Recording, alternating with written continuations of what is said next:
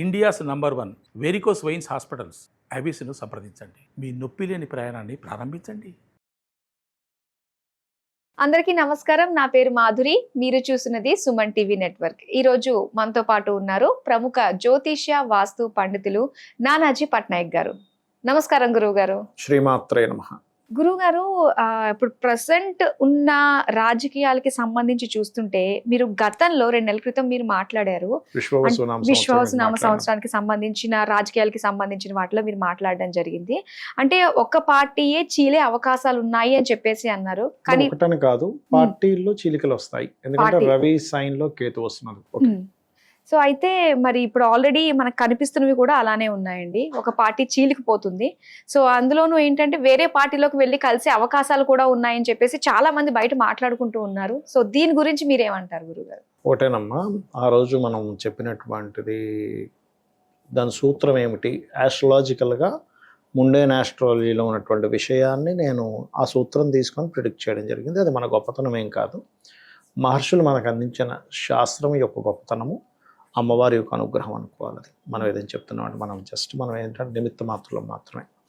ఇందులో ఎప్పుడైనా సరే గుర్తుపెట్టుకోండి, రాజకీయాలకి, రాజుకి, లీడర్స్కి ఒకటి ఏదైనా అడ్మినిస్ట్రేషన్ జరుగుతుందంటే దానికి కారకుడు రవి. ఆ రవి యొక్క స్థానం మీదకి కేతువు రాబోతున్నాడు. రాబోయే ముందు కూడా ఎలా ఉంది ఏర్పడింది అంటే, కుజుడు ఒకవైపు అంటే సింహరాశి రవి యొక్క సైన్, ఒకవైపు కుజుడు అంటే కర్కాటక రాశిలో నీచిపడ్డ కుజుడు, కన్యారాశిలో కేతు. అంటే ఈ రెండిటికి దగ్గరగా వెళ్తున్నప్పుడు ఏమవుతుందంటే ఈ రెండు కలవబోతున్నాయి. కలవబోయే ముందు చీలికలు ఏర్పడతాయి పార్టీల్లో. అందులో ప్రధానంగా మనం చూసుకున్నట్లయితే ఒక వారం 10 రోజుల నుంచి సంథింగ్ ఆవిడతో పాపం కవిత గారు లేఖ రాశారు. ఇట్లా కొన్ని జరుగుతూ ఉన్నాయి. అందులో ఒక రకంగా చెప్పాలంటే ఒక ధైర్యంగా అప్రిషియేషన్ చేయాల్సిన విషయమే చెప్పాలంటే, ధైర్యంగా ఒక మనిషి గురించి మన పార్టీలో జరుగుతుందని చెప్పడానికి. రెండవ విషయం ఏంటంటే, అక్కడ చీలికలకు కారకుడు కేతు ఎప్పుడైతే సన్ సైన్లోకి వెళ్తాడో, మనం యూట్యూబ్లో అదే ఉంది, మీరు చూసుకున్నట్టు 2-3 నెలల క్రితం కూడా అదే చెప్పాను. సూర్యుడి యొక్క రాశిలో కేతు వెళ్తున్నాడు కాబట్టి ఈ సంవత్సరం విశ్వవసునామ సంవత్సరానికి అధిపతి అని ఉంటారు. ఒక్కొక్క సంవత్సరానికి ఒక్కొక్కరు అధిపతులు అవుతారు.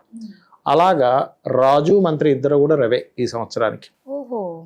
రవి అవ్వడం వల్ల ఇదేంటంటే రవి మీదకి కేతు సంచారం వస్తుంది కాబట్టి చీలికలు ఏర్పడతాయి.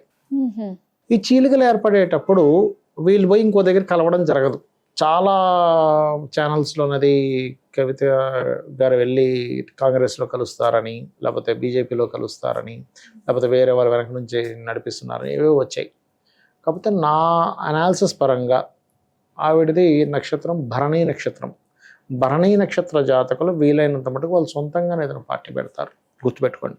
సో ఆవిడ ఖచ్చితంగా భరణీ నక్షత్ర జాతకులు ధరణి వెళ్తారు అంటారు. సో భరణీ నక్షత్రం ఇస్ ఆల్సో పవర్ఫుల్ స్టారే. కాకపోతే ఇక్కడ ఏంటంటే ప్రతి ఎమ్మెల్యే కావచ్చు, ఎంపీలు కావచ్చు, సీఎం పిఎం లెవెల్స్లో ఉండేటువంటి వారు కావచ్చు, ఒకనొక సమయంలో గెలుస్తారు, ఒకనొక సమయంలో ఓడిపోతారు.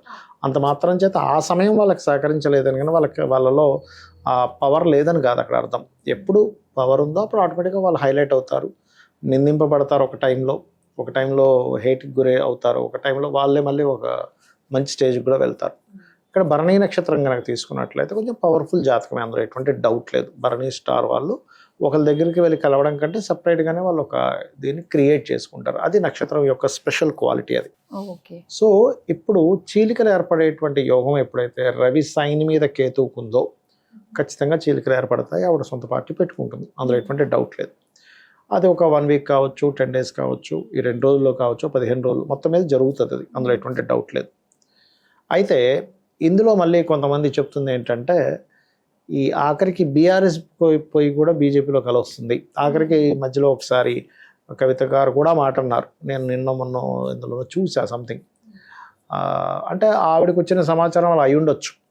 ఎట్లా అంటే ఈ పార్టీని తీసుకెళ్ళి కలుపుతున్నారు, అది ఆవిడకి నచ్చకపోవచ్చు. మేబీ ఆ నచ్చకపోవడం వల్లే కూడా ఏదైనా విభేదాలు రావచ్చు.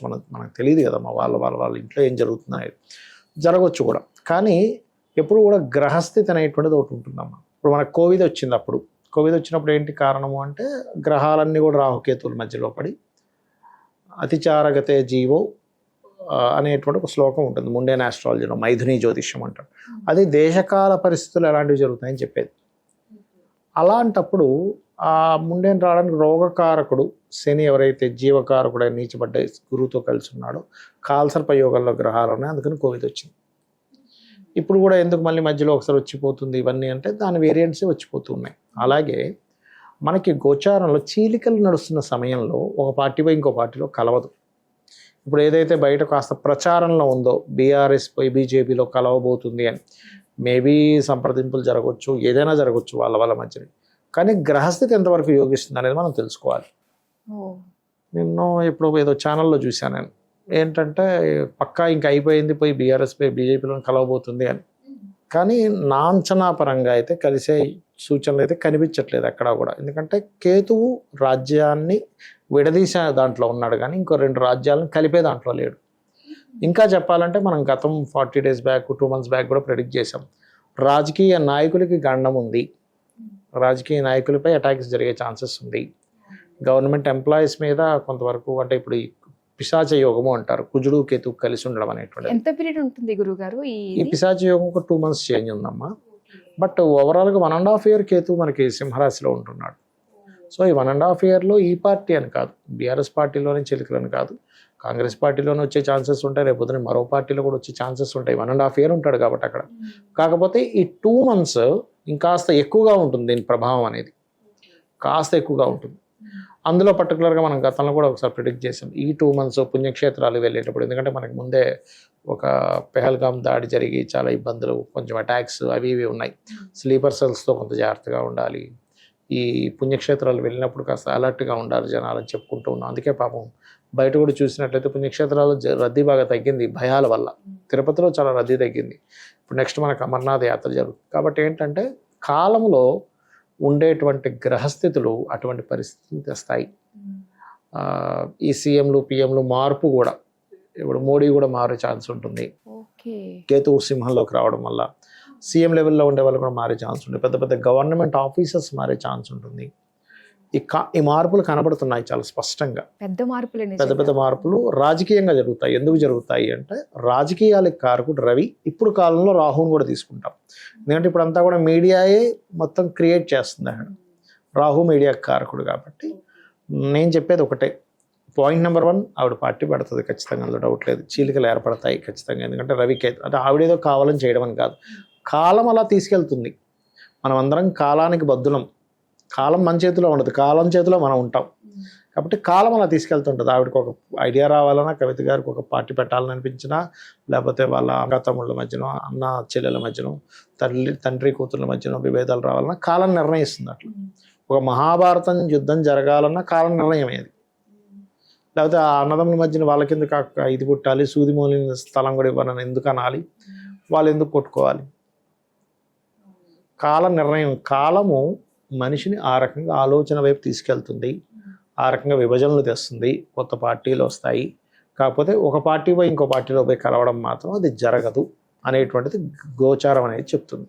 సో ఏది జరిగినా కూడా మనుషులు, సిటిజన్స్ ఎవరైతే ఉంటారో వాళ్ళందరూ కూడా జాగ్రత్తగానే ఉండాలి, దేనికన్నా కూడా అలవాటు చేసుకునేటట్టుగానే వాళ్ళు ఉండాలి. కొంచెం ఇంకోటి ఏంటంటే ఈ మీనంలోకి శని ఎంట్రీ అనేది కొంచెం బ్రెయిన్ రిలేటెడ్ ఇష్యూస్ ఎక్కువగా ఇస్తుంది, ఆటిజం కేసెస్ ఎక్కువ ఇస్తుంది. ఈ విషయంలో జాగ్రత్తగా ఉండాలి. ప్రజెంట్ గ్రహస్థితి అయితే ఈ విధంగా ఉందాం. ఓకే గురుగారు, చాలా మంచిగా మాకు తెలియజేసినందుకు ధన్యవాదాలు. శ్రీమాత్రే నమః.